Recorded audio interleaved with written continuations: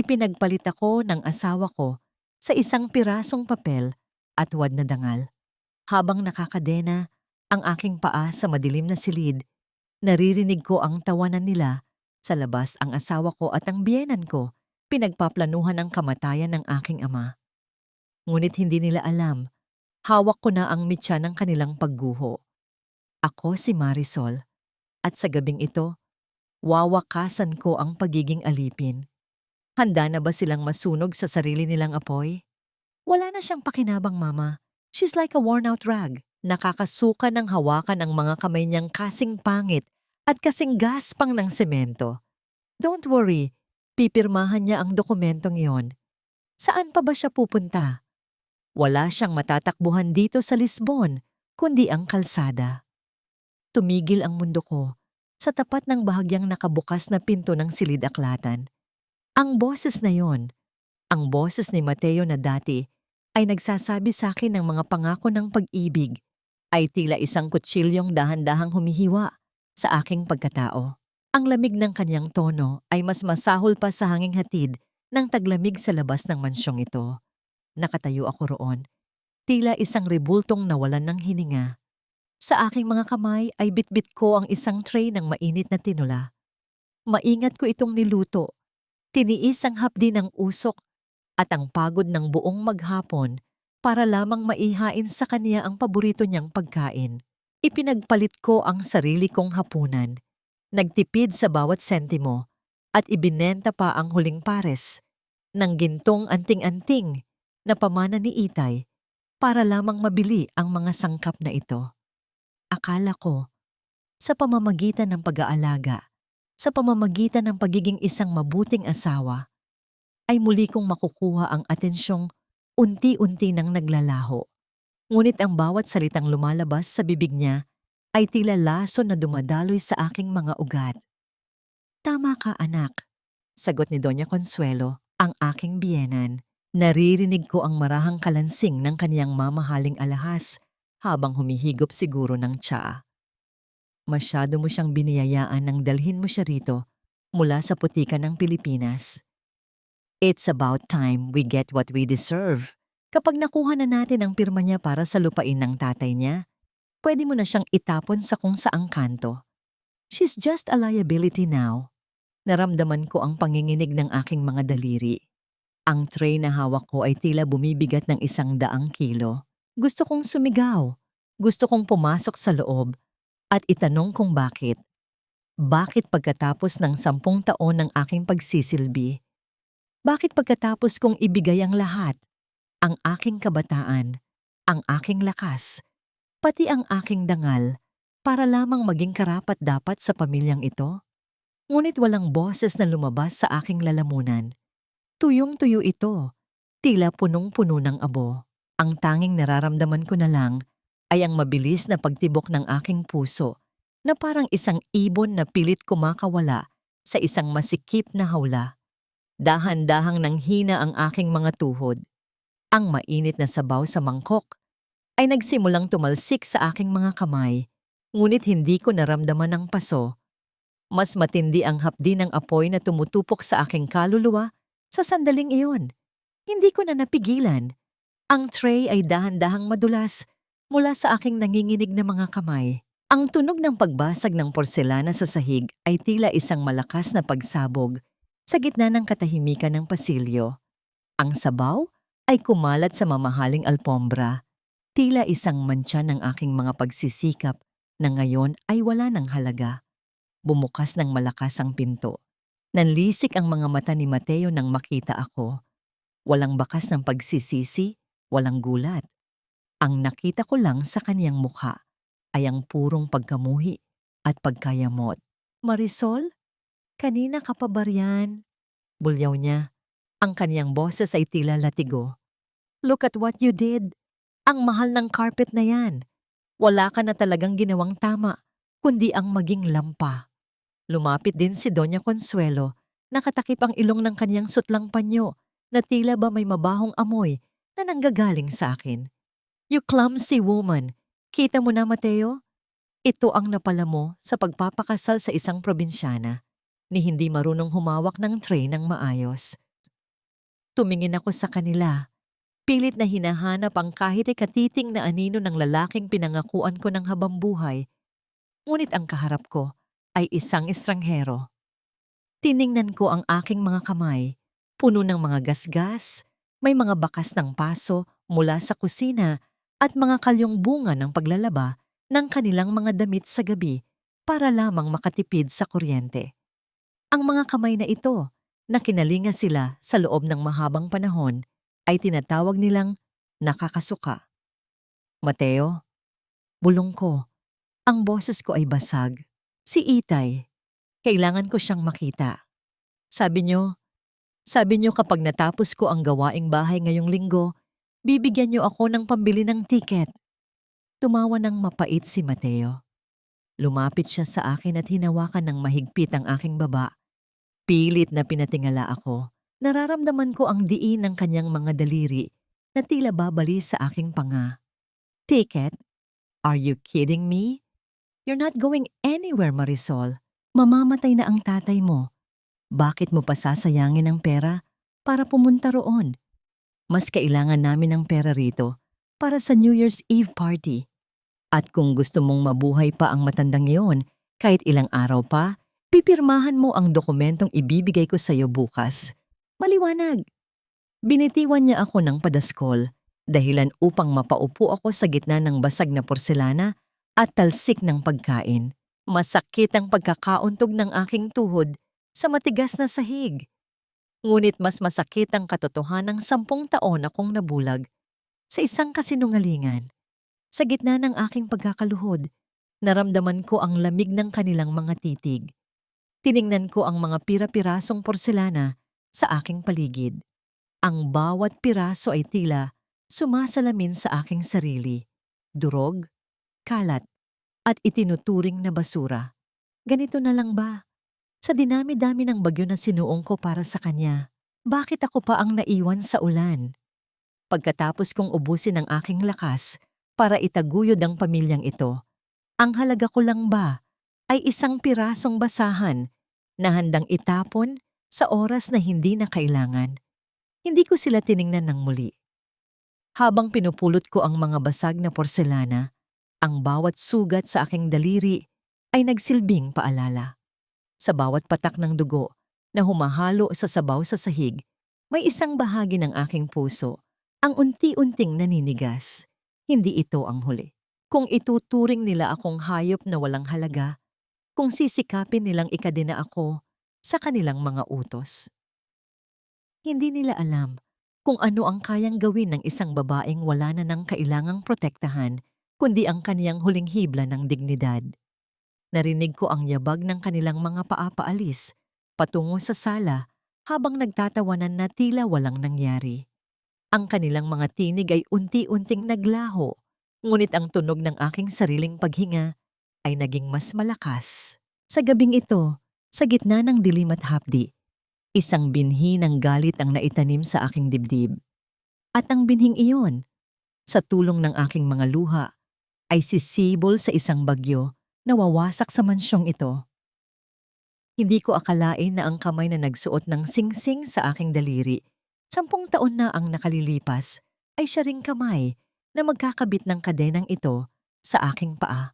Ang malamig at matigas na bakal ay tila humahalik sa aking balat, isang halik na hindi nagbibigay ng init, kundi ng serye ng panginginig na dumaan sa buong katawan ko. Ang tunog ng pagkandado ng mekanismo ay naging huling hudyat ng pagtatapos ng aking kalayaan. Dito ka lang, Marisol, para ito sa ikabubuti mo. Masyado nang magulo ang isip mo dahil sa tatay mo. Baka kung ano pa ang gawin mo at mapaya kami sa mga bisita sa darating na Jiaotua. Sabi ni Mateo habang tumatayo at pinapagpag ang kanyang mamahaling pantalon.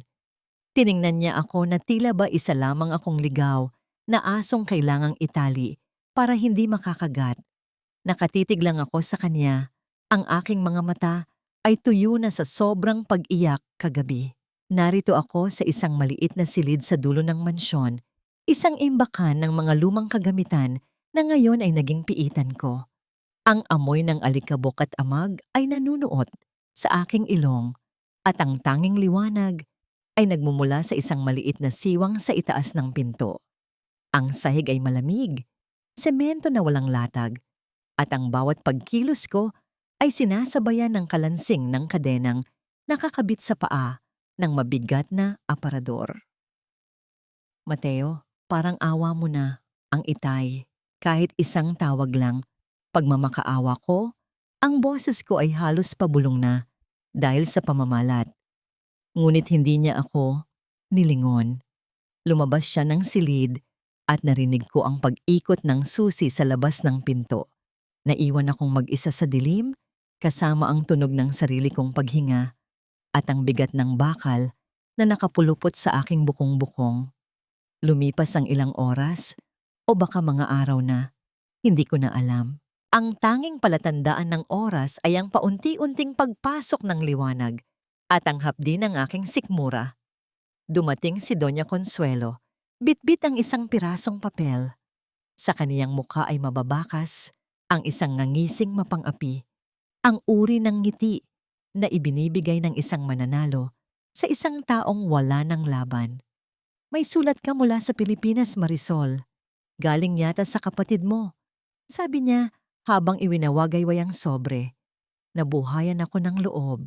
Pilit kong inabot ang kanyang kamay, ngunit hinila niya ito paitaas, dahilan upang mapahila rin ang aking kadena at magdulot ng matinding kirot sa aking paa. Please, Mama, ibigay niyo na po sa akin iyan. Pagsusumamo ko. Tiningnan niya ang sulat at dahan-dahang binasa ang nakasulat sa labas. Sabi rito, nag-aagaw buhay na raw ang tatay mo. Gusto ka raw makita sa huling pagkakataon. Bigla siyang tumawa, isang tawa, na tila nanggagaling sa kailaliman ng impyerno. Pero alam mo, Marisol, ang mga patay ay hindi na nangangailangan ng bisita. Ang kailangan mo ay matutong sumunod. Sa harap ng aking mga mata, dahan-dahan niyang pinunit ang sobre. Narinig ko ang bawat pagkapunit ng papel. Tila ba ang bawat hibla nito ay ang aking pag-asa na unti-unting dinudurog. Pagkatapos, itinapon niya ang mga pira-pirasong papel sa sahig, sa lugar na hindi ko maabot dahil sa ikli ng aking kadena. Diyan ka muna. Mag-isip-isip ka kung gaano ka kawalang halaga kung wala kami. Huling hirit niya bago muling isara ang pinto. Naiwan akong nakatingin sa mga puting papel sa malayo. Ang sakit sa aking dibdib ay mas matindi pa sa gutom na nararamdaman ko. Pakiramdam ko ay nilalamon ako ng dilim ng silid na ito. Napasandal ako sa malamig na pader, niyayakap ang aking mga tuhod. Sa bawat paggalaw ko, ang bakal ay tila bumabaon sa aking laman. Nagpapaalala sa akin ng aking kalagayan. Sinubukan kong abutin ang ilalim ng lumang kama na nasa tabi ko, naghahanap ng kahit anong bagay na pwedeng makatulong sa akin. Ang aking mga daliri ay naggagala sa magaspang na sahig sa gitna ng mga agiw at dumi. Hanggang sa may naramdaman akong isang matigas at parihabang bagay na nakabalot sa isang pirasong tela. Dahan-dahan ko itong hinila. Nang buksan ko ang balot, nanlaki ang aking mga mata. Isang lumang cellphone. Luma na ito, may mga gasgas ang screen, ngunit nang pindutin ko ang power button, isang mahinang liwanag ang sumilay. May kaunting charge pa ito. Nanginginig ang aking mga kamay habang tinitingnan ang maliit na screen. Ito na ba ang sagot sa aking mga dalangin? Sa gitna ng gintong piitang ito, may isang bintana palang nakatago sa ilalim ng dumi at kalimot. Tiningnan ko ang pinto, tinitiyak na walang nakikinig. Sa sandaling ito, ang takot ko ay napalitan ng isang matinding determinasyon. Hindi ako pwedeng mamatay dito. Hindi ako pwedeng basta na lang maglaho na tila isang lihim na kinalimutan. Kung ang kadenang ito ang simbolo ng kanilang kapangyarihan, ang maliit na gadget na ito ang magiging sandata ko para gibain ang kanilang mundo. Ngunit hanggang kailan tatagal ang battery nito? At sino ang maaari kong tawagan sa gitna ng bansang hindi ko naman itinituring na tahanan? Ang liwanag mula sa screen ng telepono ay tila isang bituin sa gitna ng madilim kong kalangitan. Ngunit katulad ng isang bituin, Alam kong anumang oras ay maari itong maglaho. 1% na lang ang natitira sa baterya. Bawat segundo ay mahalaga. Sa nanginginig na mga daliri, sinubukan kong hanapin ang numero ng aking kapatid sa Pilipinas. Ngunit bago ko pa man ito maidial, tuluyan nang namatay ang screen. Naiwan akong muli sa yakap ng kadiliman. Ngunit sa pagkakataong ito, may hawak na akong isang patay na pag-asa. Kinabukasan, isang mahinang kaluskos sa labas ng pinto ang gumising sa akin. Hindi iyon ang mayabang na yabag ni Mateo o ang marahang paghakbang ni Doña Consuelo. Ito ay pamilyar, isang tunog mula sa nakaraan. Bumukas ng bahagya ang pinto at isinilid ng isang kamay na kulubot na ang isang maliit na bayong. Marisol, Iha, isang pamilyar na boses ang bumulong.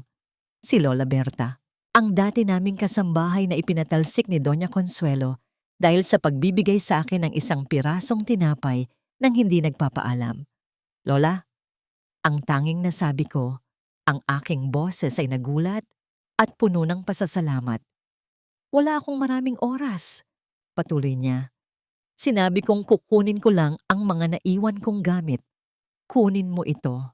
Di mula sa bayong ay inilabas niya ang isang plato ng kanin at isda, isang bote ng tubig, at isang maliit na bagay na nagpabilis ng tibok ng aking puso. Isang charger ng telepono. Isinaksak ko na sa outlet dyan sa likod ng aparador.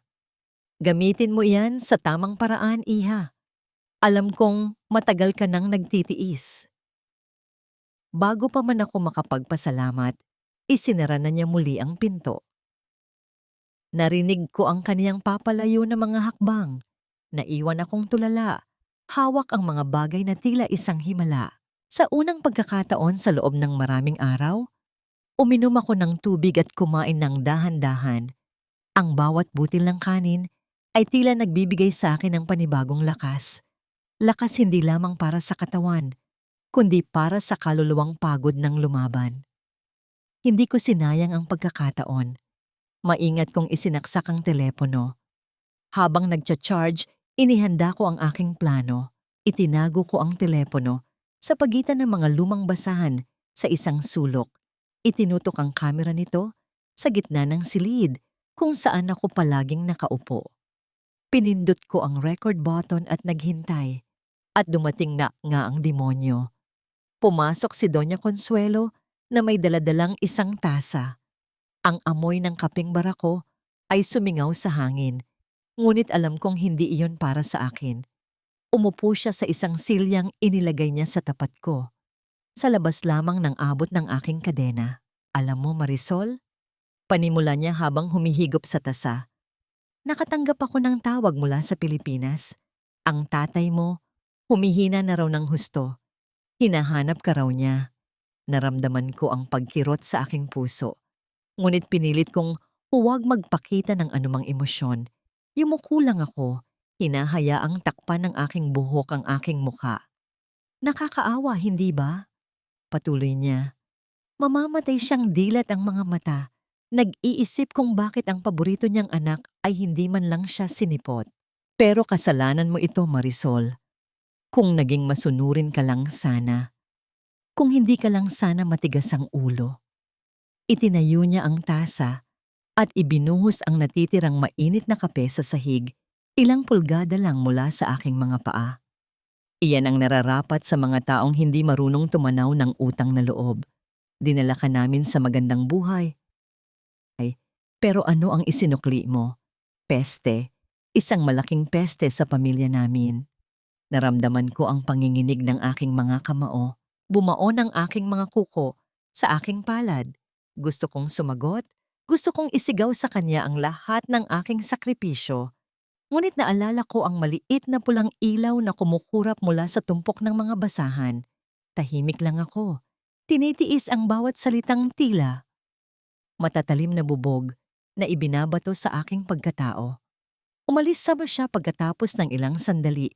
Kontento na sa kanyang nagawa. Sa sandaling marinig ko ang pag-ikot ng susi sa pinto, gumapang ako patungo sa telepono. Nanginginig kong pinindot ang stop button at pinanood ang video. Nandoon lahat. Ang kaniyang mapagmataas na mukha, ang kaniyang malupit na mga salita, ang pagbuhos niya ng kape, malinaw na malinaw. Ito na ang aking ebidensya. Isang tinig sa gitna ng kadilimang pilit na bumabalot sa akin. Ngunit habang pinapanood ko ang video, isang alon ng takot ang bumalot sa akin. Paano kung mahuli nila ako? Paano kung makita nila ang teleponong ito? Baka hindi na lang kadena ang ikabit nila sa akin. Baka tuluyan na nila akong patahimikin. Kaya ko bang isugal ang lahat? Ngunit nang maalala ko ang mukha ng aking ama, ang mga luhang namuo sa aking mga mata ay napalitan ng determinasyon para sa kanya, para sa aking sarili. Kailangan kong lumaban. Nawala ako sa aking malalim na pag-iisip. Masyado akong nakatutok sa liwanag ng screen. Paulit-ulit na pinapanood ang katibayan ng aking paglaya. Hindi ko na malayan ang papalapit na tunog, ang pamilyar na yabag ng mamahaling sapatos na katad ni Mateo sa pasilyo. Nagpanik ako. Sinubukan kong patay ng screen, ngunit sa aking pagmamadali ay napindot ko ang maling button. Ang liwanag nito ay tila isang parola sa madilim na silid. Kasabay ng pagkabog ng aking dibdib ay ang pag-ikot ng susi sa seradura. Bumukas ang pinto. Kasabay ng pagbukas ng pinto ang mabilis na pagtatago ko sa telepono sa ilalim ng aking katawan. Ipinatong ko ito sa malamig na semento at dinaganan. Umaasang ang kadiliman ng silid at ang anino ng aking damit ay sapat na upang itago ang kataksilang hawak ko. Ang liwanag ng screen ay biglang naglaho, ngunit ang init na iniwan nito sa aking likuran ay tila isang nagbabagang uling na nagsasabing naroon pa rin ito, isang lihim na handang sumiklab. Pumasok si Mateo. Ang kanyang mukha ay lalong kumunot nang makita niya akong nakaupo sa sahig. "What's this drama, Marisol? Nagpapagulong-gulong ka na naman sa dumi." Hindi niya ako tinulungan. Tiningnan niya lang ako na para bang isa akong nakakadiring insekto na sumisira sa kalinisan ng kaniyang mansyon. Hindi ako sumagot. Ipinako ko ang aking tingin sa sahig. Nagdarasal na umalis na siya, na huwag na siyang magtanong. Ang bawat segundo na naririto siya ay tila isang panganib na maaaring sumira sa nag-iisa kong plano. "Tumayo ka riyan." Utos niya. Ang kaniyang boses ay walang anumang emosyon. "May bisita ka." Bumilis ang tibok ng aking puso. "Sino?" Mula sa likuran ni Mateo ay sumilip ang isang maliit na mukha. Ang mga mata nito'y malalaki at puno ng pag-aalinlangan. Ang aking munting anghel, ang aking siliyag. "Mama?" Tawag ng 5 taong gulang kong anak. Ang kaniyang boses ay tila musika sa aking pandinig. Sa isang iglap, nawala ang lahat ng sakit, ang lahat ng takot. Ang tanging nakikita ko na lang ay ang kaniyang mga mata na sumasalamin sa aking sariling mukha. Sa sandaling iyon, tila huminto ang pag-ikot ng mundo at ang bawat hapdi sa aking katawan ay naglaho. Pilit kong inabot ang aking kamay sa kanya. Nagnanais na maramdaman ang init ng kanyang balat, ang amoy ng kanyang buhok, na tila sariwang pulbos. Ngunit bago pa man magtagpo ang aming mga daliri, narinig ko ang kalansing ng bakal na nakakakabit sa aking paa. Ang tunog na yon ay tila isang malakas na sampal na nagpabalik sa akin sa malupit na katotohanan. Napatigil si Liag. Ang kaniyang tingin ay napunta sa madilim na bahagi ng aking bukong-bukong kung saan nakabaon ang malamig na kadena. Kumunot ang kaniyang maliit na noo. Ang kaniyang mga mata ay napuno ng pagtataka at takot. "Mama, bakit po may ganyan ka sa paa?" tanong niya. Ang kaniyang boses ay inosente at dalisay na tila kristal. Hindi ako nakapagsalita agad. Paano ko ipapaliwanag sa isang 5 taong gulang na bata na ang kaniyang ama ang may gawa nito? Paano ko sasabihin na ang mansyong ito na itinuturing niyang tahanan ay isang bilangguan para sa akin? "Halika anak, lumapit ka kay mama," pabulong kong sabi. Pilit na itinatago ang panginginig ng aking tinig. Ngunit bago siya makakilos, humalakak ng mahina si Mateo.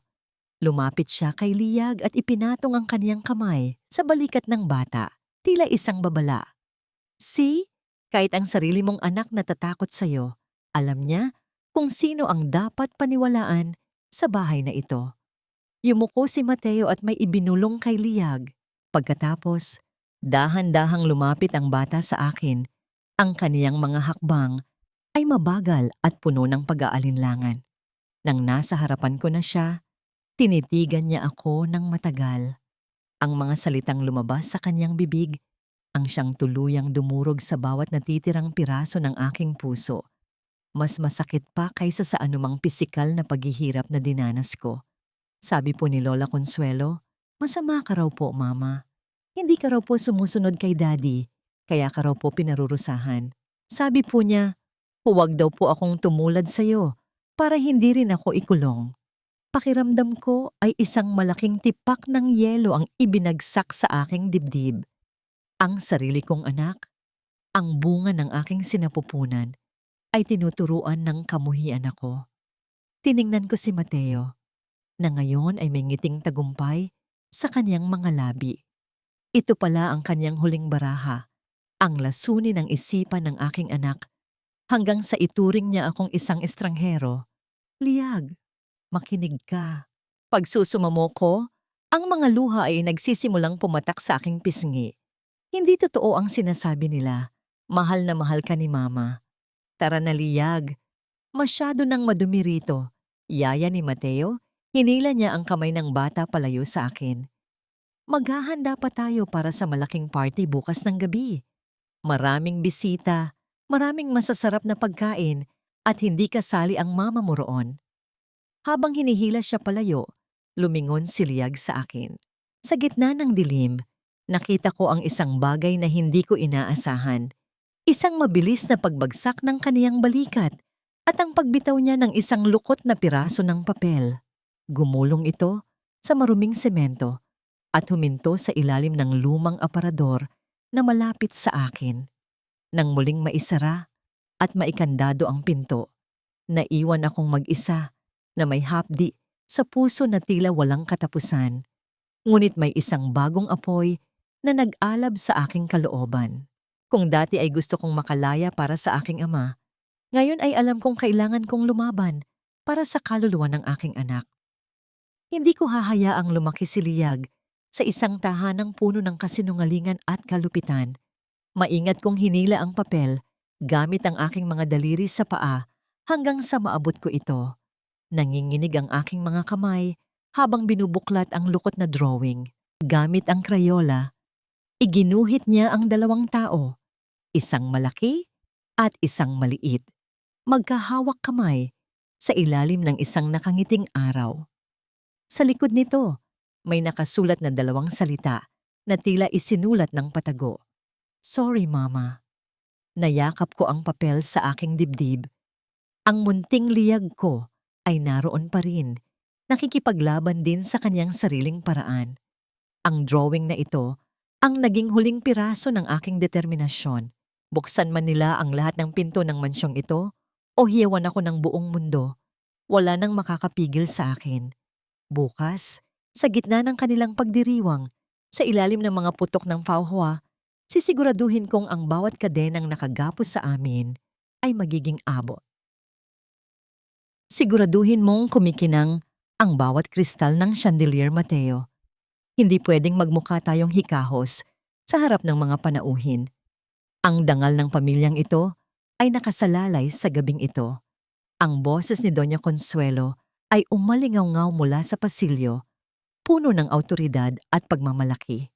Narito ako, nakasandig sa malamig at mamasa-masang pader ng aking piitan, habang ang amoy ng litson at mga mamahaling pabango ay dahan-dahang nanunuot mula sa siwang ng pinto.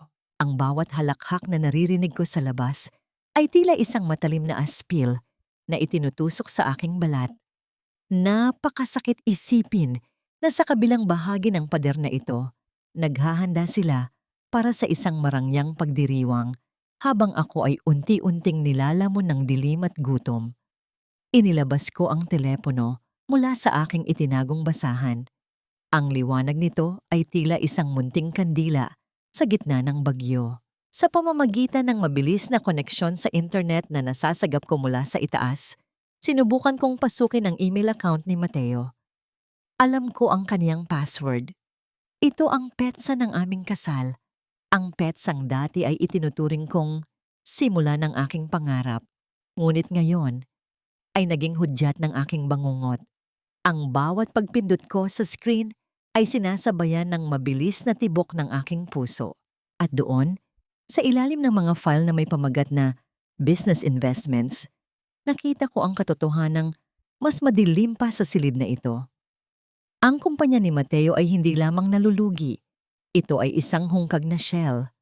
Ang bawat sentimo na kaniyang ipinangangalandakan ay nagmula sa pondong ninakaw niya mula sa isang pundasyon para sa mga batang may cancer. Ang kawanggawa na kaniyang pinamumunuan bilang mukha ng kabutihan sa Lisbon. Naramdaman ko ang panlalamig ng aking mga kamay. Hindi lang siya malupit. Siya ay isang halimaw na walang budhi.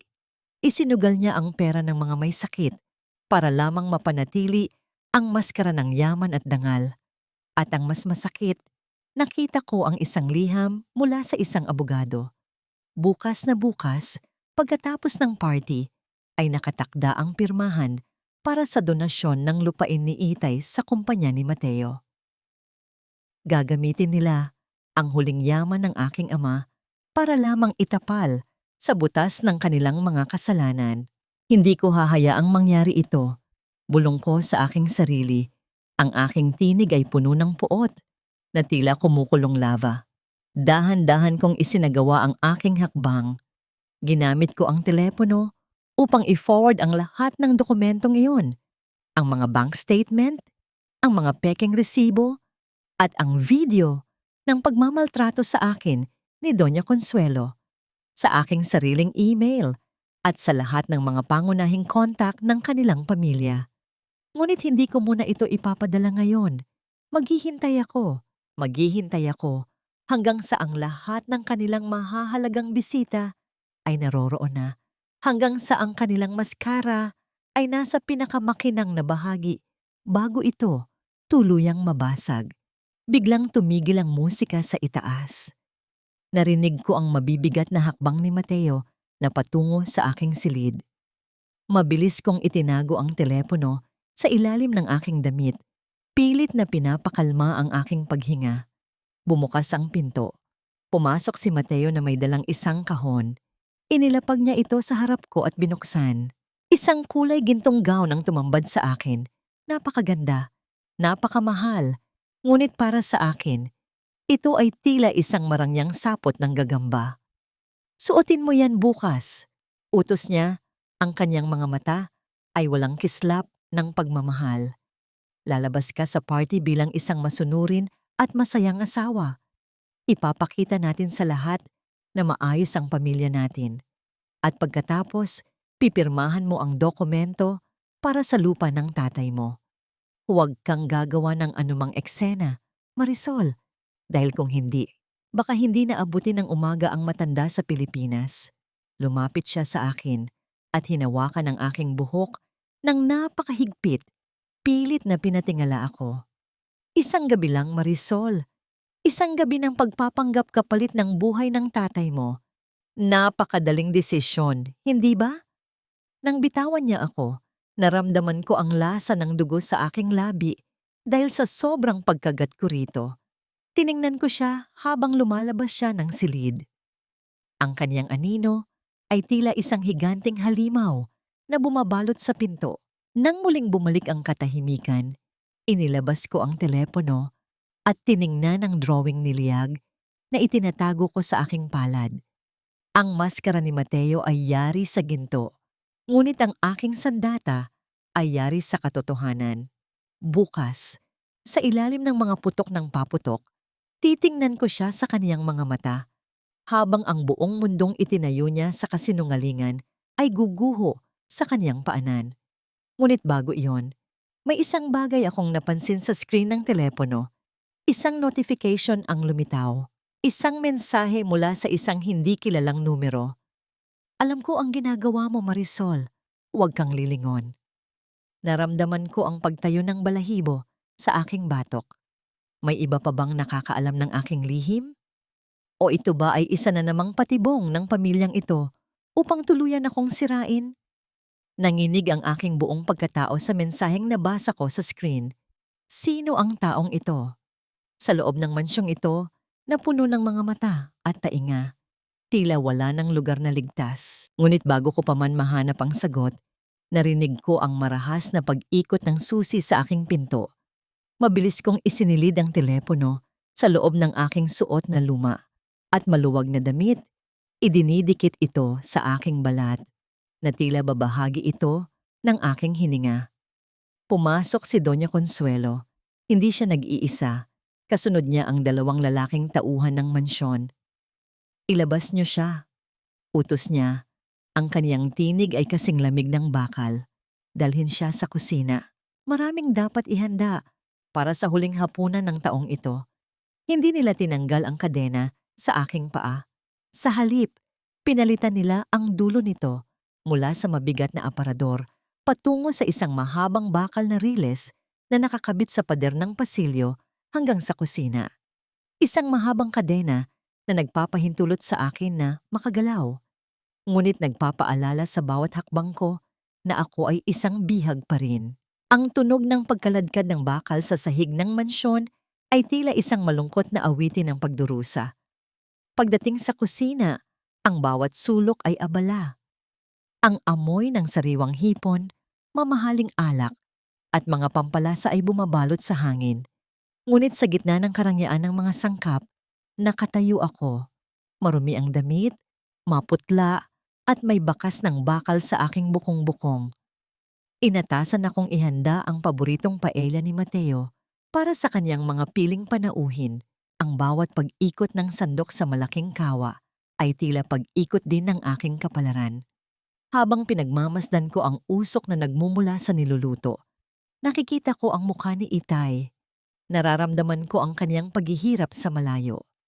Sa bawat butil ng kanin na aking inilalagay, may kasamang panalangin na sana ay kayanin niya pa. Siguraduhin mong masarap iyan, Marisol, kutyang sabi ni Mateo habang dumadaan sa kusina para tikman ang alak. Diyan ka lang naman magaling, hindi ba? Ang maging isang dakilang tagaluto at tagapagsilbi. Tumawa siya bago lumabas. Hindi man lang tinitingnan ang sugat sa aking paa na muling bumukas dahil sa pagkiskis ng kadena. Sa isang pagkakataon na naging abala ang mga katulong sa pag-aayos ng mesa sa labas, mabilis kong kinuha ang listahan ng mga bisita na nakapatong sa counter. Nandoon ang mga pangalan ng mga alkalde, mga negosyante, at maging ang mga pinuno ng simbahan, ang mga taong pinagkakautangan ni Mateo ng kaniyang peking reputasyon. Mabilis kong itinala ang kanilang mga email address sa aking telepono habang nagkukunwaring nagpupunas ng pawis sa aking noo. Ito na ang huling hapunan. Hindi para sa akin, kundi para sa kanilang mga kasinungalingan. Ginamit ko ang huling pagkakataon upang iset ang isang auto-send timer sa aking email. Sa eksaktong 11:30 ng gabi, kapag ang lahat ay abala sa pagbibilang ng huling minuto ng taon, ang lahat ng katotohanan ay sasabog sa kanilang mga inbox. Ang video ng aking pagkakakadena, ang mga pekeng dokumento ng kumpanya, at ang ebidensya ng pagnanakaw sa pondo ng mga batang may cancer.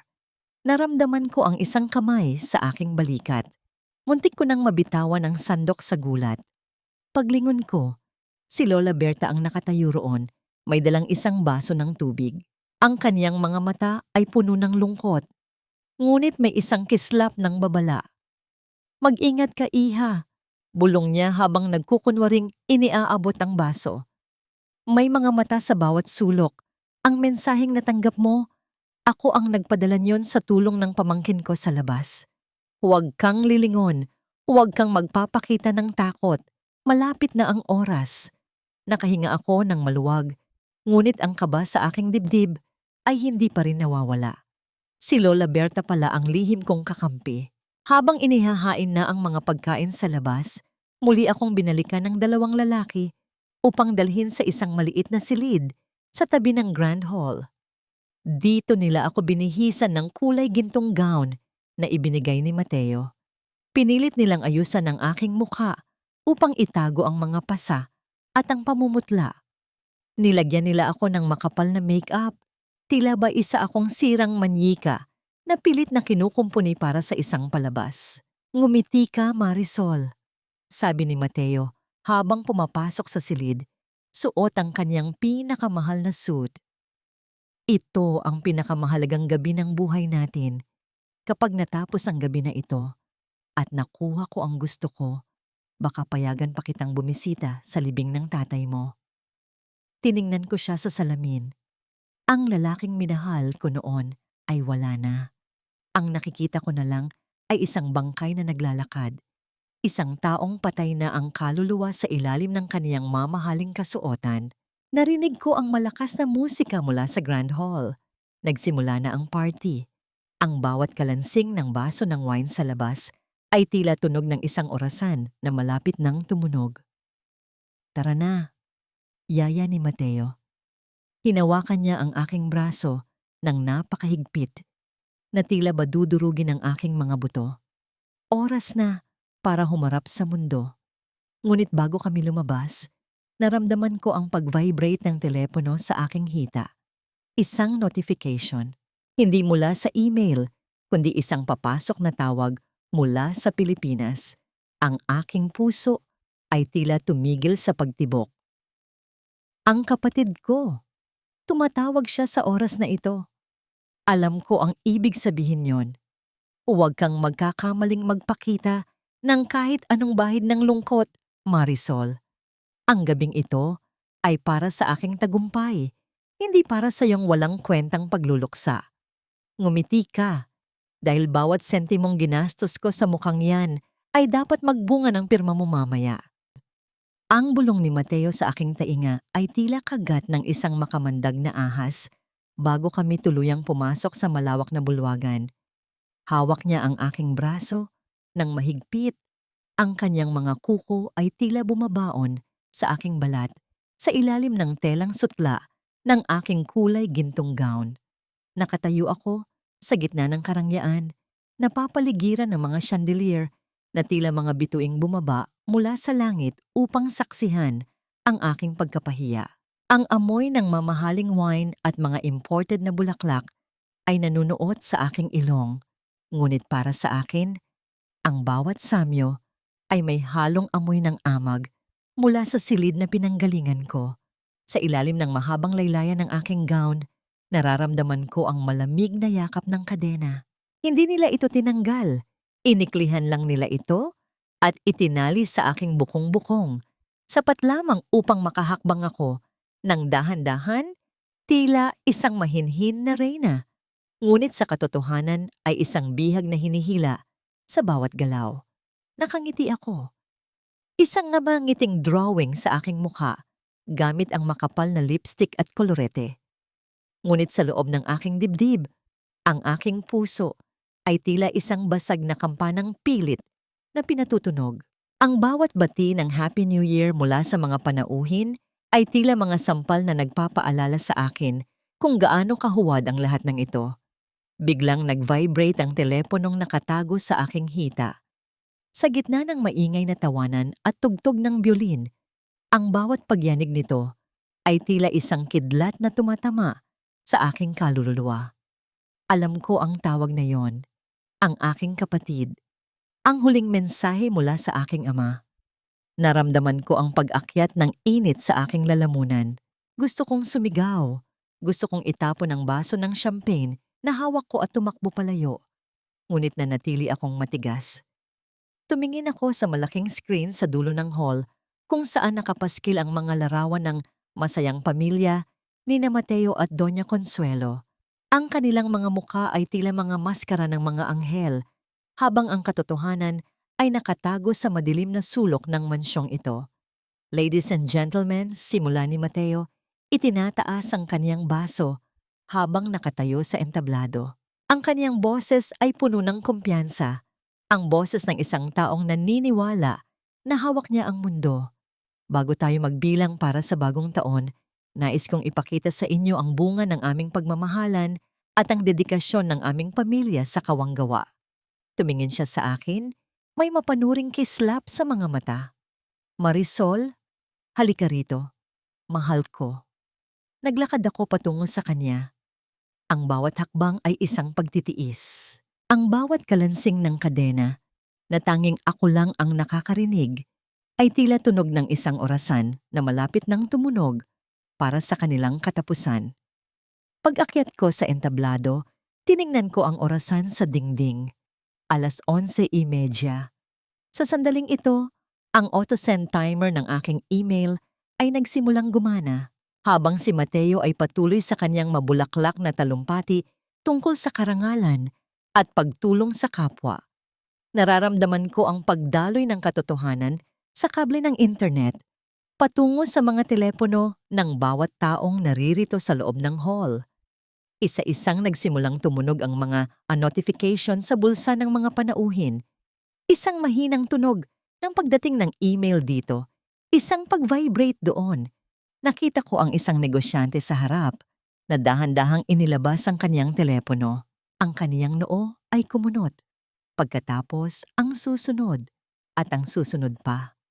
Ang mga bulungan ay nagsimulang lumaganap na tila isang apoy sa tuyong damuhan. Ang tawanan ay napalitan ng mga nagtatakang tingin. Tumingin sila sa screen, pagkatapos ay kay Mateo, at pagkatapos ay sa akin. Mateo, bulong ni Doña Consuelo na nasa gilid. Ang kaniyang mukha ay biglang namutla habang nakatingin sa kaniyang sariling telepono. Hindi pa rin tumitigil si Mateo sa pagsasalita. Hindi niya namamalayan na ang lupang kinatatayuan niya ay unti-unti nang naglalaho. Ngunit ako, nanatili akong nakatayo ng tuwid. Sa gitna ng kaguluhan, muli kong naramdaman ang huling vibrate ng aking telepono. Sa pagkakataong ito, alam ko na, tapos na ang paghihintay ni Itay. Tumingin ako sa mga mata ni Mateo. Ang nangiti ko ay hindi nagawa sa lipstick. Ito ay ngiti ng isang taong wala ng takot na mawala ang lahat dahil wala na siyang ibang pagpipilian kundi ang manalo. Ganito na lang ba? Ang huling hininga ng aking ama ay naging mitya ng inyong pagbagsak. Namatay ang musika, ang buong bulwagan ay binalot ng isang nakabibinging katahimikan. Bago ang unang malakas na tinig ng galit ay pumutok mula sa gitna ng karamihan. Ang nakabibinging katahimikan sa bulwagan ay tila isang telon na biglang hinawi upang ilantad ang isang madilim na tanghalan. Hindi ko na kailangang magsalita. Ang mga mukha ng mga panauhin na kanina ay puno ng paghanga, ay napalitan ng pandidiri at matinding galit. Nakita ko ang isang kilalang negosyante, si Senyor Montenegro, na dahan-dahang itinaas ang kanyang telepono habang nakatitig ng diretso sa mga mata ni Mateo. Mateo, anong kahulugan nito? Ang boses niya ay gumaralgal sa puot. Ang perang ibinigay namin para sa mga batang may cancer, ginamit mo para sa pambayad ng utang mo sa sugal? At ang asawa mo, ikinulong mo sa sarili mong bahay? Lumingon si Mateo sa screen at doon, sa harap ng lahat, ay nagplay ang video na lihim kong kinunan. Ang kaniyang sariling boses, ang kaniyang malupit na tawa, at ang imahe ko na nakakadena sa dilim ay bumulaga sa bawat sulok ng mansyon. Ang bawat salitang binitawan niya laban sa akin ay tila mga bala na bumabalik sa kanya. Hindi totoo yan. It's a deep fake. Isang paninira lang yan ng mga kalaban ko. Sigaw ni Mateo. Ang kaniyang boses ay naging matinis sa takot. Lumingon siya sa akin. Ang kanyang mga mata ay nanlilisik. Marisol, sabihin mo sa kanila. Sabihin mo sa kanilang nagbibiro lang tayo. Ngunit hindi ako gumalaw. Nanatili akong nakatayo sa gitna ng entablado, tila isang hukom na naghihintay ng sentensya. Sa ilalim ng makapal na makeup, naramdaman ko ang isang patak ng luha na gumuguhit sa aking pisngi. Hindi para sa kanya, kundi para kay Itay na pumanaw na hindi ko man lang nayakap. Lies! Pure lies! Sigaw naman ni Doña Consuelo, pilit na inaagaw ang telepono ng mga bisita. Pinalayas namin ang katulong na kumuha niyan. Huwag kayong maniniwala sa isang hamak na probinsyana. Sa sandaling iyon, narinig ko ang tunog ng mabibigat na yabag mula sa labas. Ang malalaking pinto ng bulwagan ay bumukas ng malakas. Hindi mga bagong panauhin ang pumasok, kundi mga unipormadong pulis ng Lisbon. Sa likuran nila ay nakita ko si Lola Berta, ang kanyang mukha ay seryoso, ngunit may bakas ng tagumpay. Mateo Alcantara, you are under arrest for embezzlement and illegal detention. Anunsyo ng opisyal sa wikang Ingles na tila isang kulog sa gitna ng party. Wala kayong ebidensya. Hindi niyo ako pwedeng hawakan. Pagmamatigas ni Mateo habang pilit na kumakawala sa mga pulis. Dito ko na ginawa ang huling hakbang. Sa harap ng lahat ng mga kamera ng telepono na nakatutok sa amin, dahan-dahan kong itinaas ang laylayan ng aking kulay gintong gown. Ang marangyang tela ay humawi upang ilantad ang katotohanang pilit nilang itinago. Ang malamig at kalawanging kadena na nakapulupot sa aking sugatang bukong-bukong ay kumislap sa ilalim ng mga chandelier. Narinig ko ang sabay-sabay na singhap ng mga panauhin. Ang tunog ng pagbagsak ng mga baso ng wine sa sahig ay tila mga bantas sa bawat dusa na dinanas ko. Ang hiya na pilit nilang iniiwasan ay naging isang malaking baha na lumunod sa kanilang dangal sa loob lamang ng ilang segundo. Ito ang premyo ng aking 10 taon na pagsisilbi. Ang boses ko ay lumabas na mahinahon, ngunit may talim na tila punyal. Ang gintong ito ay huwad, katulad ng inyong pamilya. Napaluhod si Doña Consuelo sa sahig. Pilit na itinatago ang kanyang mukha habang ang mga flash ng kamera ay tila mga kidlat na tumatama sa kanya. Si Mateo naman ay pilit na iginigapos ng mga pulis. Ang kanyang mamahaling suit ay nagusot. Ang kanyang maskara ay tuluyan ng nadurog. Ngunit sa gitna ng tagumpay na ito, naramdaman ko ang isang biglang takot. Tumingin si Mateo sa akin bago siya tuluyang hilahin palabas. Ang kaniyang nangiti ay hindi nangiti ng isang talunan, kundi ng isang taong may huling alas na itinatago. Akala mo ba tapos na ito, Marisol? Bulong niya habang dumadaan sa tabi ko. Nakalimutan mo na ba kung nasaan ang anak mo? Nanigas ang aking buong katawan. Lumingon ako sa paligid, hinahanap si Liag sa gitna ng kaguluhan. Wala siya roon. Wala ang aking anak sa bulwagan. Ang kaba sa aking dibdib ay mas matindi pa sa anumang kadenang bakal. Nasaan si Liag? At sino ang kasama niya sa gitna ng gulo na ito? Nasaan ang anak ko? Mateo, sabihin mo sa akin, nasaan si Liag? Ang sigaw ko ay yumanig sa mga pader ng bulwagang unti-unti nang nababakante. Ang bawat hakbang ko ay sinusundan ng kalansing ng putol na kadena. Isang tunog na dati ay simbolo ng aking pagkaalipin. Ngunit ngayon ay naging hudyat ng aking desperasyon. Hindi sumagot si Mateo. Habang hinihila siya ng mga pulis palabas, ang tanging iniwan niya ay isang nakakangising tingin na tila nagsasabing kahit wala na siya, hawak pa rin niya ang huli kong hininga. Naramdaman ko ang panlalambot ng aking mga tuhod. Sa gitna ng tagumpay na ito, paano kung ang kapalit ay ang kaisa-isa kong kayamanan? Marisol, iha, narito kami. Ang boses ni Lola Berta ay nagmula sa madilim na pasilyo patungo sa mga silid sa itaas. Patakbo siyang lumapit at sa kanyang mga bisig ay karga-karga niya ang isang natutulog na bata. Si Liag. Nayakap ko ang aking anak ng napakahigpit. Tila ba natatakot ako na baka maglaho siya kapag binitiwan ko ang kaniyang maliit na katawan. Ang amoy ng kaniyang buhok ay humahalo sa alat ng aking mga luha. Buhay siya. Ligtas siya. Sa kabila ng lahat ng lason na itinanim nila sa kaniyang isipan, ang kaniyang mahimbing na paghinga sa aking balikat ang naging pinakamagandang musika na narinig ko sa buong buhay ko. Ngunit hindi pa tapos ang lahat. Kailangan kong tapusin ang ugnayang ito sa paraang hindi na sila makakabalik pa. Hinarap ko si Doña Consuelo na ngayon ay nakasalampak sa sahig. Ang kanyang mamahaling alahas ay tila mga pabigat na nagpapabaon sa kanya sa kahihiyan. Nilapitan ko siya, hindi nang may galit, kundi nang may isang matigas na kapayapaan. Inilabas ko ang mga dokumentong inihanda ko sa tulong ng mga ebidensyang nakalap ko. Pirman niyo ito, utos ko. Ang aking boses ay hindi nanginig. Ibalik niyo sa akin ang lahat ng ninakaw niyo, ang aking dowry, ang karapatan ko sa lupa ni Itay, at ang buong kustodya ni Liag. Kapag ginawa niyo ito, hindi ko na idadagdag ang pangalan niyo sa mga kasong isasampa ko laban kay Mateo. Hahayaan kitang tumanda sa mansyong ito na puno ng mga alaala ng inyong kalupitan. Nanginginig ang mga kamay ng matanda habang hinahawakan ng panulat.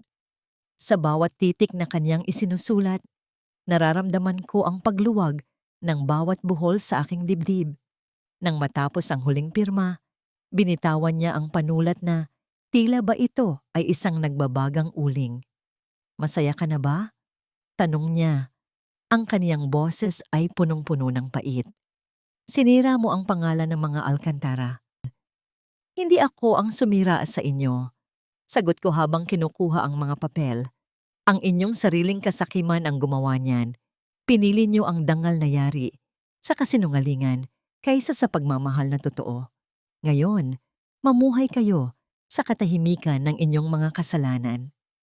Kasama si Lola Berta at ang mahimbing pa ring tulog na si Liag, naglakad ako patungo sa malalaking pinto ng mansyon. Sa bawat hakbang, ang tunog ng kadena sa aking paa ay tila unti-unting naglalaho, napapalitan ng tunog ng malayang paghinga. Paglabas namin, ang malamig na hangin ng madaling araw sa Lisbon ay humalik sa aking mukha. Wala na ang amoy ng litson at pabango. Ang tanging nalalasahan ko na lang ay ang tamis ng kalayaan. Sumakay kami sa isang taxi na naghihintay sa labas. Sa airport po, sabi ko sa driver, habang umaandar ang sasakyan palayo sa mansyong naging piitan ko sa loob ng 10 taon. Tiningnan ko ang mga ilaw ng lungsod.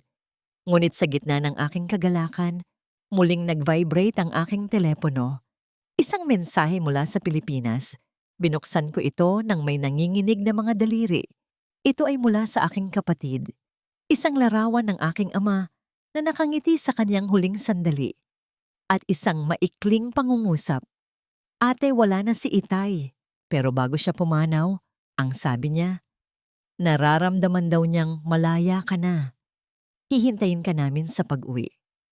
Niyakap ko si Liag at napahagulgol ako. Isang iyak na hindi dahil sa sakit, kundi dahil sa isang pangakong natupad. Namatay si Itay na alam niyang hindi na ako nakakadena. Namatay siyang alam niyang ang kaniyang anak ay muling naging reyna ng sariling buhay. Ang gabi ng Jiao-Tua ay natapos na. Ang sikat ng araw ay nagsisimulang sumilay sa abot-tanaw, nagbibigay ng kulay ginto sa langit. Hindi ang ginto ng kadena, kundi ang ginto ng isang bagong simula. Iba ang simoy ng hangin sa aming lalawigan. Hindi ito katulad ng malamig at mapanglaw na hanging humahagupit sa mga kalsada ng Lisbon. Dito, ang hangin ay may amoy ng basang lupa, ng pinitak na palay, at ng mga bulaklak ng nara na sumasayaw sa bawat ihip ng pagkakataon. Pagbaba ko ng sasakyan kasama si Liag, naramdaman ko ang init ng lupang tinubuan sa ilalim ng aking mga paa. Isang init na tila humahaplos sa mga sugat na iniwan ng bakal na kadena. Nakatayo ako sa tapat ng aming lumang bahay. Simple lang ito, yari sa kahoy at kawayan, ngunit para sa akin, ito ang pinakamarangyang palasyo sa buong mundo. Ngunit sa gitna ng aking pananabik, isang matinding kirot ang gumuhit sa aking dibdib nang makita ko ang bakanteng tumba-tumba sa ilalim ng malaking puno ng nara. Doon, palaging nakaupo si Itay. Naghihintay sa aking mga sulat, naghihintay sa aking pag-uwi. Mama, bakit ka po umiiyak? Tanong ni Liag. Habang hinihila ang laylayan ng aking damit, yumuko ako at niyakap siya. Dahil narito na tayo anak, narito na tayo sa tunay nating tahanan. Hindi ko na naabutan ang huling hininga ni Itay. Ngunit sa bawat sulok ng aming bakuran, nararamdaman ko ang kaniyang presensya. Sa tulong ng aking kapatid na si Ruben, sinimulan naming ayusin ang aming buhay. Ang perang nabawi ko mula sa mga Alcantara, ang aking dowry na pinaghirapan ni Itay, ay hindi ko ginastos sa mga luho. Ginamit ko ito upang buhayin ang lupang kinuha sana ni na Mateo. Bawat umaga, bago sumikat ang araw, ay nasa bukid na ako. Ang aking mga kamay na dati ay tanging pagluluto at paglilinis para sa mga taong walang utang na loob ang alam, ngayon ay marunong na ring magtanim at mag-ani.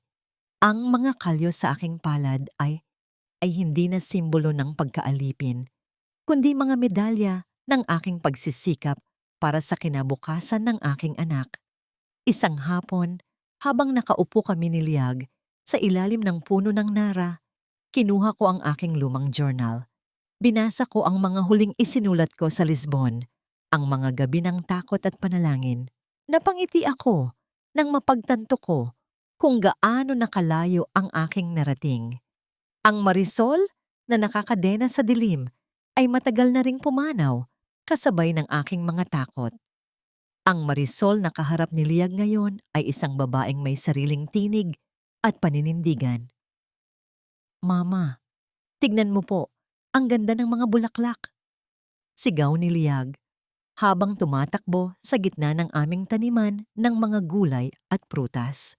Ang kaniyang tawa ay tila mga kampanilya na nagtataboy sa lahat ng multo ng nakaraan. Wala na ang takot sa kanyang mga mata. Ang tanging naroon na lang ay ang kislap ng isang batang malayang lumalaki. Ngunit sa gitna ng katahimikan ng aming bagong buhay, may isang bagay na nagpaalala sa akin na ang mundo ay maliit lamang. Isang puting sasakyan ang huminto sa tapat ng aming tarangkahan. Isang lalaking nakasuot ng barong ang bumaba. May hawak na mga dokumento. Magandang hapon po, bati niya. Kayo po ba si Ginang Marisol? Ako po ang kinatawan ng isang malaking kumpanya sa Maynila na nagnanais makipag-partner sa inyong lumalagong farm. Nakita po namin ang kalidad ng inyong mga produkto. Napatigil ako. Ang kumpanyang binanggit niya ay pamilyar. Ito ang kumpanyang dati ay nakikipag-ugnayan kay Mateo sa Lisbon. Naramdaman ko ang isang bahagyang kaba, ngunit agad ko itong iwinaksi. Hindi na ako ang babaeng madaling takutin. Pasok po kayo.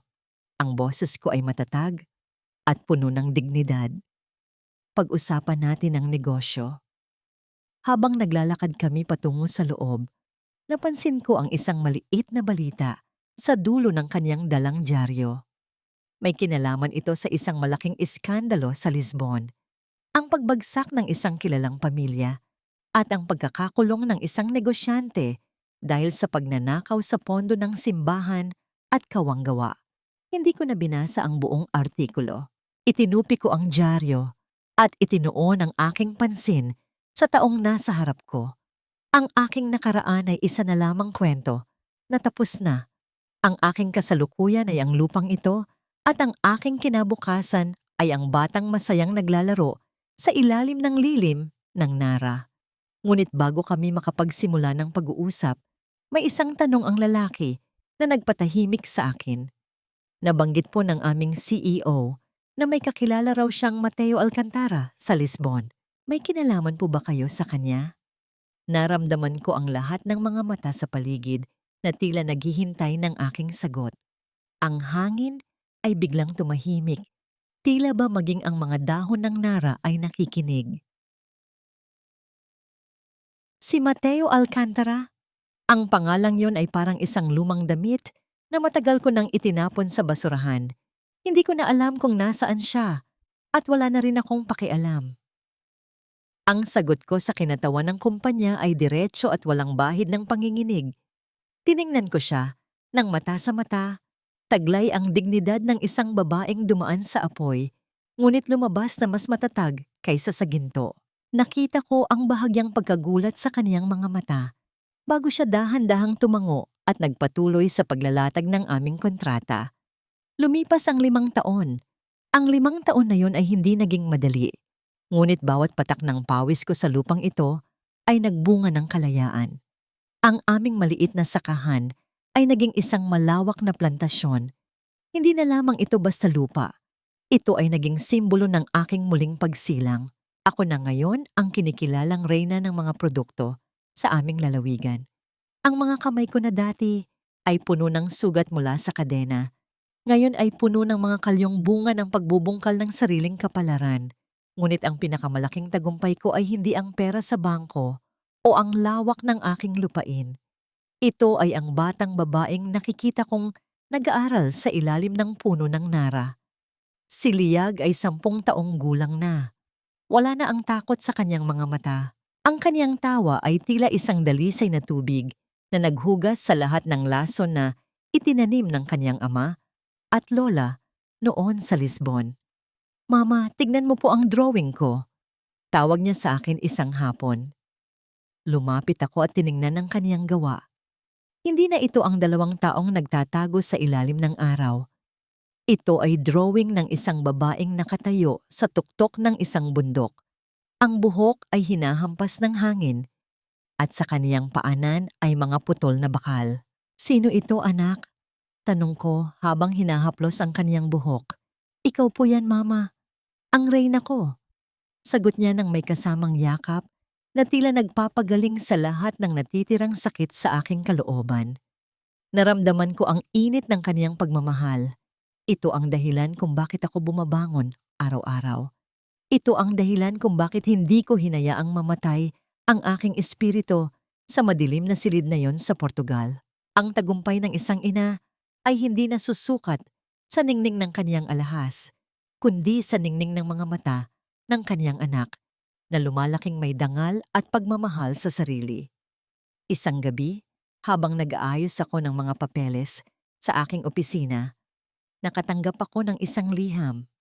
Walang return address, ngunit ang selyo ay mula sa Lisbon.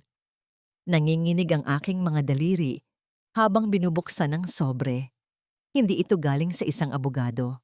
Ito ay isang pirasong papel na may magulo at tila nangihinang sulat kamay. "Marisol, pinalaya na ako sa kulungan dahil sa aking malalang sakit. Wala na akong matuluyan. Ang mansyon ay kinuha na ng gobyerno. Si Mama ay nasa isang charity home na at hindi na ako kinikilala. Marisol, patawad. Patawarin mo ako." Wala akong naramdamang tuwa. Wala rin akong naramdamang galit. Ang tanging naramdaman ko ay isang malalim na katahimikan. Ang hustisya ay hindi palaging dumarating sa anyo ng ganti. Kung minsan, ito ay dumarating sa anyo ng pagkabulok ng mga taong nag-akalang sila ang may-ari ng mundo. Ang kapalaran ni Mateo ay kanya ng pasanin. Ang sa akin ay ang buhay na pinili kong itayo mula sa abo. Tumayo ako at lumabas sa beranda. Ang buwan ay maliwanag. Binabalot ng pilak ang buong plantasyon. Ang lahat ay tahimik, maliban sa tunog ng mga kuliglig na tila bumubulong ng mga dasal ng pasasalamat. Ngunit ang katahimikan ay nabasag nang marinig ko ang tunog ng isang sasakyang huminto sa tapat ng aming gate. Isang taxi. Isang lalaking tila butot balat, may bitbit na lumang maleta. Ang dahan-dahang bumaba. Ang kaniyang mga hakbang ay mabigat at puno ng pag-aalinlangan. Napatitig ako. Kahit sa ilalim ng madilim na anino, nakilala ko ang tindig na yon. Ang tindig ng taong dating naging dahilan ng aking pagluha. At ngayon ay mukhang isang pulubing nang hihingi ng kahit kaunting habag. Hindi ako gumalaw. Nanatili akong nakatayo sa itaas. Pinagmamasdan ng taong unti-unting lumalapit sa liwanag ng aming poste. Ang nakaraan ay bumalik sa aking harapan, hindi para muling manakit, kundi para masaksihan ang kaniyang sariling pagkatalo. Ang figura sa ilalim ng ilaw ng poste ay tila isang anino na pinilit kumapit sa liwanag. Ang dating mayabang na si Mateo Alcantara na dating lumalakad ng taas noo at may mamahaling suit, ngayon ay nakatayo sa aking harapan na tila isang pulubing nawala ng direksyon. Ang kanyang kasuotan ay lukot-lukot at marumi. Ang kanyang mukha ay payat at puno ng mga linya ng paghihirap, at ang kanyang mga mata ay walang kislap, tila mga patay na uling. Hindi ako bumaba. Nanatili akong nakatayo sa beranda ng aking bahay. Sa tuktok ng hagdanan, pinagmamasdan siya na ang walang anumang emosyon. Ang hangin ay tila bumulong ng mga lumang alaala, ngunit ang aking puso ay hindi gumalaw. Marisol. Ang boses niya ay basag, tila tinig ng isang estrangherong matagal nang naglakbay sa disyerto. Marisol, patawarin mo ako. Lumakad siya ng dahan-dahan. Ang kanyang mga hakbang ay mabigat at puno ng pag-aalinlangan hanggang sa marating niya ang paanan ng hagdanan. Wala na ako, Marisol. Wala na si Mama. Wala na ang mansyon. Wala na ang lahat. Tanging ako na lang ang naiwan at ang panghihinayang. Hindi ako nagsalita.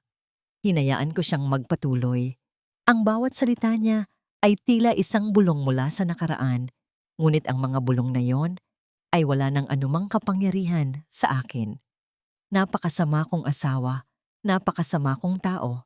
Patuloy niya, at sa wakas ay tumingala siya. Nagtagpo ang aming mga mata. Ang kaniyang mga mata ay puno ng mga luha, ngunit ang mga luha na yon ay hindi nagdulot ng awa sa akin. Please, Marisol, kahit bilang kaibigan lang, bigyan mo ako ng pangalawang pagkakataon.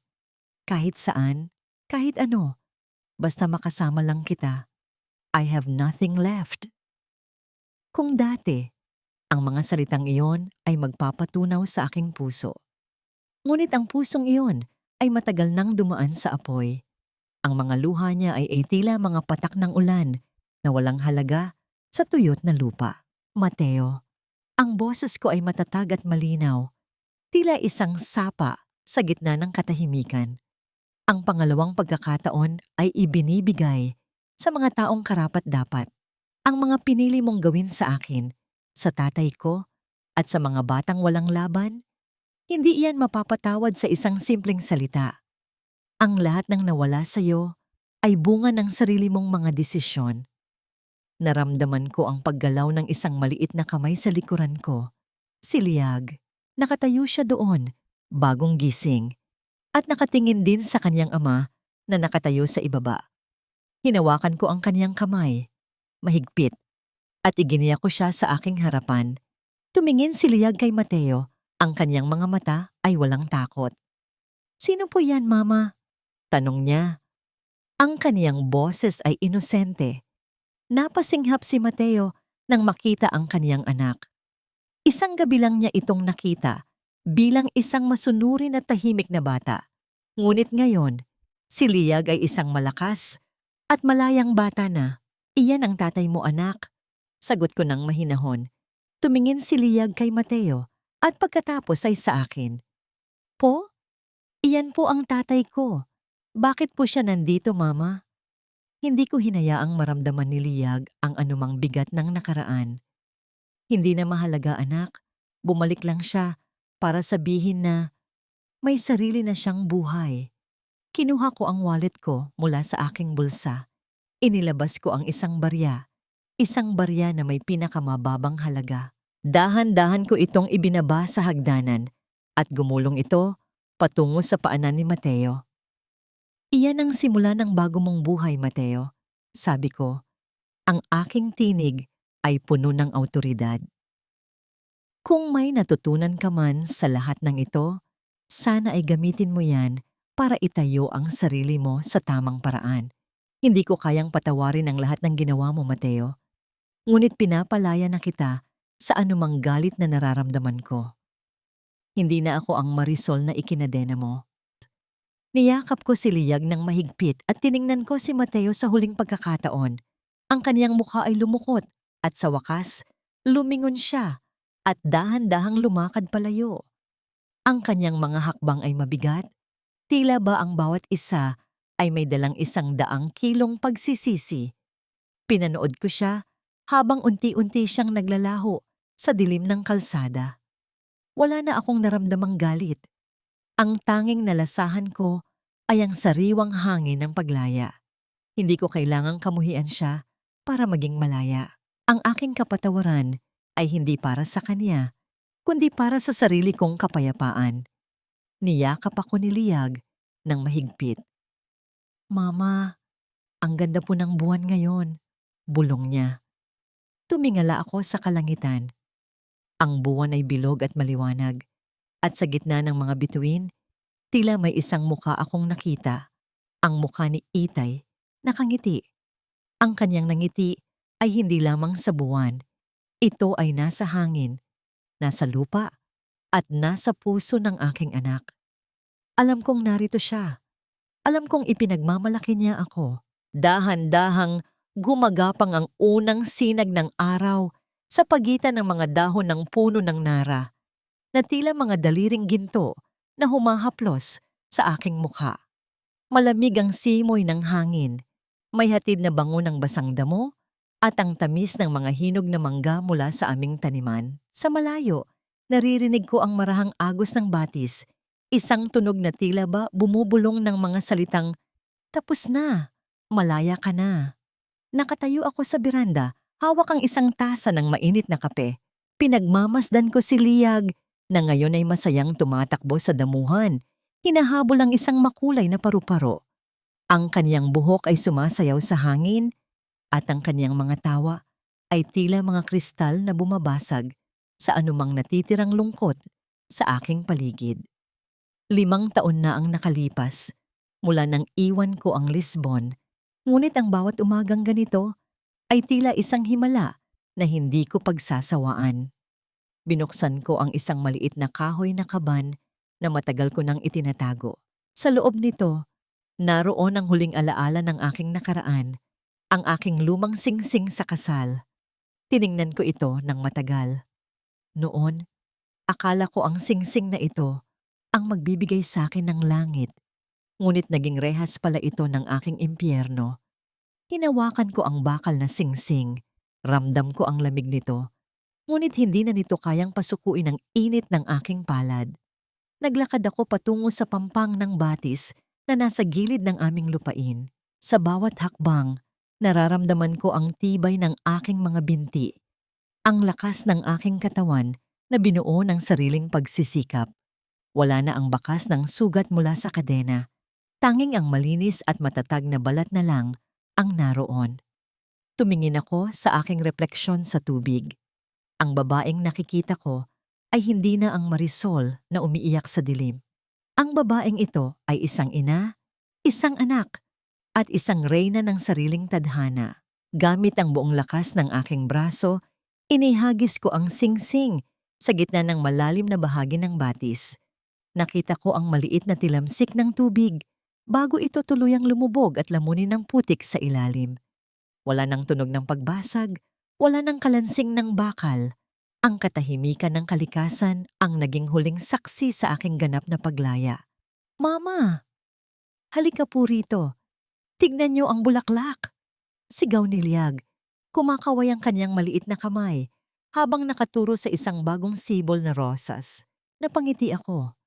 Sa bawat bukang liwayway, naaalala ko ang sinabi ni Itay bago siya pumanaw, na ang tunay na kayamanan ay hindi ang ginto sa ating mga kamay, kundi ang kapayapaan sa ating mga puso. Ang pamilyang Alcantara, si Mateo at ang kanilang mapagkunwaring dangal ay naging mga abo na lamang ng kahapon.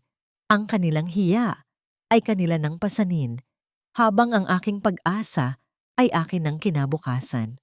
Ngayon, kapag tumitingin ako sa salamin, hindi na ako nagtatanong kung bakit ako naiwan sa ulan.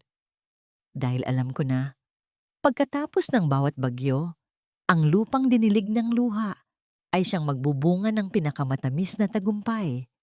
Ako si Marisol, at ang aking kwento ay hindi na tungkol sa pagkaalipin, kundi tungkol sa walang hanggang pag-ibig ng isang ina at ang ningning ng isang bagong simula.